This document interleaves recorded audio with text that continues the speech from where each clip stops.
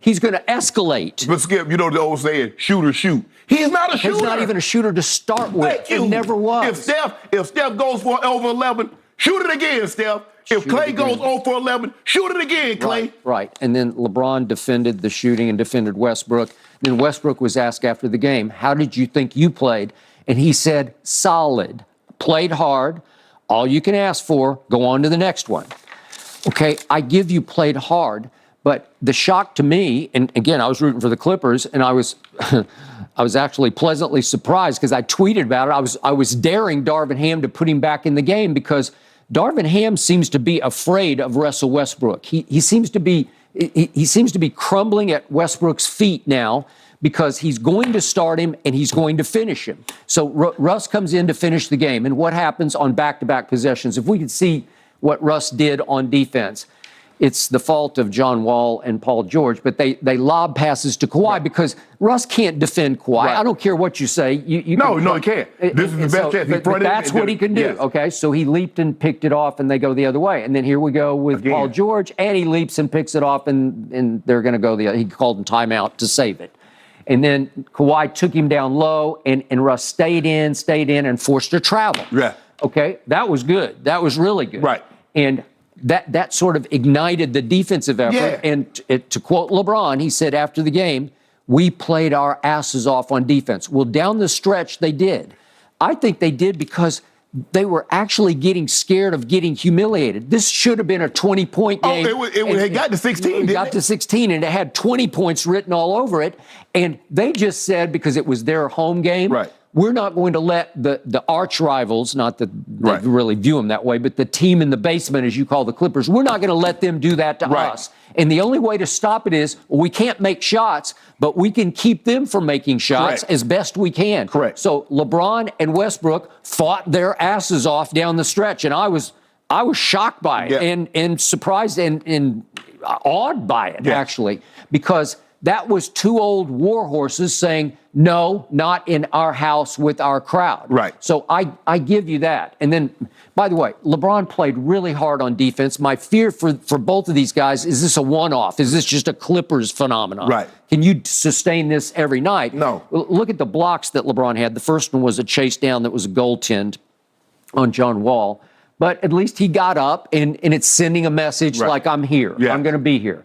And then here we go again with another LeBron, that's Norman Powell. And then Paul George tries to up and under him, and LeBron just made him eat that one, and that ignited it going the other way for a lob dunk, and all of a sudden they were ahead off that play. So that was a big play in the game. I give you high marks for all of the above. But the problem is, it's still hard to overcome the mere presence of Russell Westbrook in the starting lineup.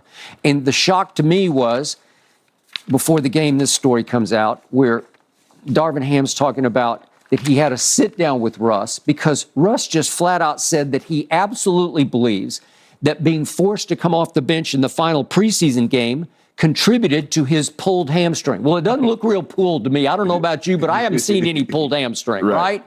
But he blamed it, and Russ's quotes were all about, I've been doing the same thing for 14 years straight. Honestly, I didn't even know what to do pregame. Being honest, I was trying to figure out how to stay warm and loose. Well, you saw what Kawhi did last night, and you say, well, wait a second, Russ, what are you talking about? Exactly. Because he came in mid-first quarter, right? Maybe 5 minutes into the game. Okay, so then Darvin Ham is all but apologizing to him, saying, let me be clear about this. The Lakers, myself, my staff, we would in no way, shape, or form put a player or an employee in harm's way. Physically, mentally, spiritually, we don't stand for that. Well, you don't need to apologize for this. You were just realigning. You were demoting him to let him be the quarterback of the shock troops. Well, how about go to somebody that's been in that role? Hey, man, what do you do? Hey, I know you're not a starter, so what do you do? How do you wait 6 minutes in the game and then come into the ball game? What do? You think Russ asked anybody that? No. So it feels like the new sheriff in town, who I thought was going to sort of ride herd on this situation, it just feels like he's cowering to me. Whatever Russ wants, Russ gets. It's still a players' league, Skip. Well, I guess so, because, again, it's almost like he shot his way out of first ballot Hall of Fame, but I guess not. But Darvin Ham's quote yesterday before the game was, it is a grown man's league. But he says, I've been around this thing for 26 years. I know what's going on. Well, he hasn't been around this thing for 26 years because this thing is something. The Lakers is a different phenomenon. Hey, is it? And he's learning this on the fly. Yeah. Because I think he wanted to stand up to Russ and say, look, it's clear as day that at night I need you coming off the bench. Right. Because it is. It's clear as day to me. That's the only way to fly. Of course, I said you should just pat him on the head and give him his $47 million and send him home because he is the fly in your ointment. But at least you need to at least scale down his impact negatively in his minutes. And Darvin's not going to do it. He's going to give in. Skip, the thing is that your starting backcourt can't give you 7 points with the amount of minutes that they played. They gave you one for 18 with the amount of minutes that they played. And the only guy that I've ever seen, a handful of guys that can impact the game and not score any points. Yeah. That's Dennis Rodman and Ben Wallace. Yeah. Other than that, Skip, I mean, you're the starting point guard. Yep. You can't shoot that, but Dennis Rodman wasn't going 0 for 11. He might go 0 for 1, but he gets you 28 rebounds. Ben Wallace is going to get you 5 blocks, 19 rebounds. Yep. Well, if you play that many minutes and you shoot that many shots, you can't go 0 for. Patrick Beverly can't go 1 for 7. Kendrick Nunn can't go 0 for 7. Skip, 1 of 25. It's not like the Clippers. The Clippers didn't play good. Skip, they didn't have anybody score more than 15 points. Yeah, but look, it's all 14, 15, 14, but 15, they got 7 of those 14, I know, 15. That's what I'm saying. That's how they did it last night. You cannot also excuse LeBron James from being in the middle of the shooting woes. No, he wasn't good. Okay, so he was 3 of 10 in the opener at Golden State, and he was 2 of 8. I'm talking about from 3 last night, right? 3 of 10, 2 of 8. So that's 5 of 18. I think it's 27%.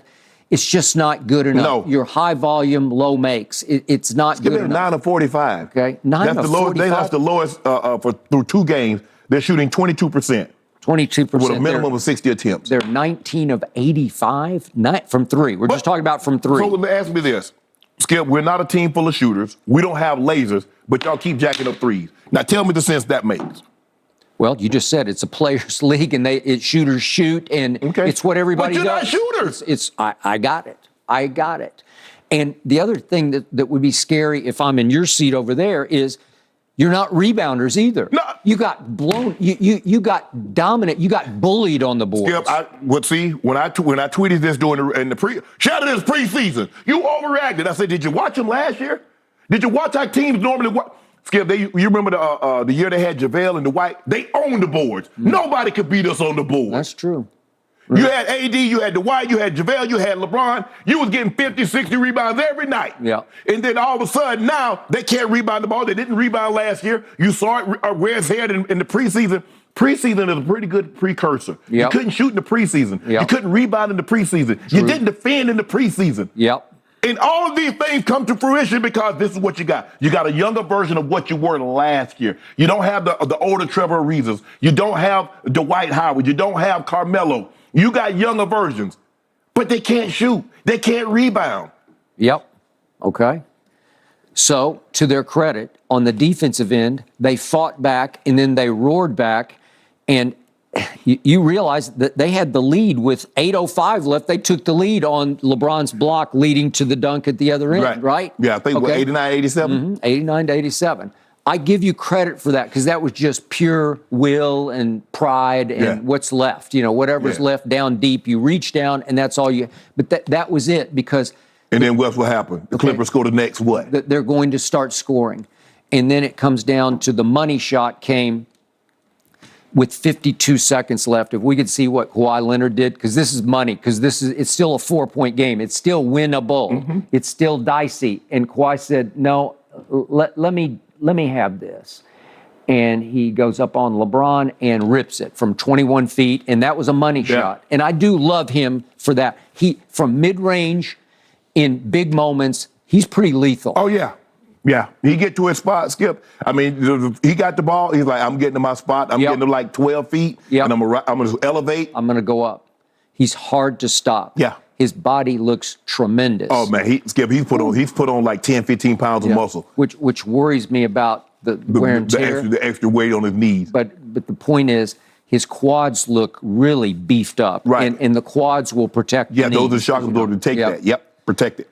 So I love what I saw from my Clippers, but I don't know how you're going to live with Russell Westbrook. I really don't. Hey. That's the one factor that just resonates down your whole bench. I can't believe Reggie said that. Talking about he don't understand. But Skip, yesterday in my podcast, I had the great Magic Johnson on. Okay. And he was explaining to me, he's like, when he wanted Paul Westhead up out of there, he said they booed him for like 2 to 3 months. He said when he turned that ball over in the '84 finals against the Celtics, he said they booed him. They said they called him tragic.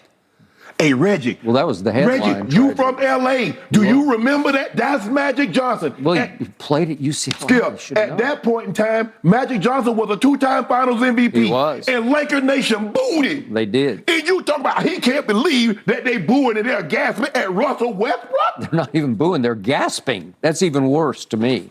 Man, this our sport. Skip, that's fans. They understand how this works. Don't do your job, you're getting booed.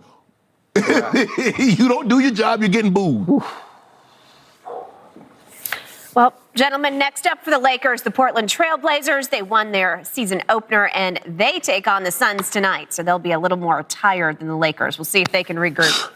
Up next on Undisputed, Run CMC. What's the league going to look like with Christian McCaffrey heading to San Francisco, guys? Wow.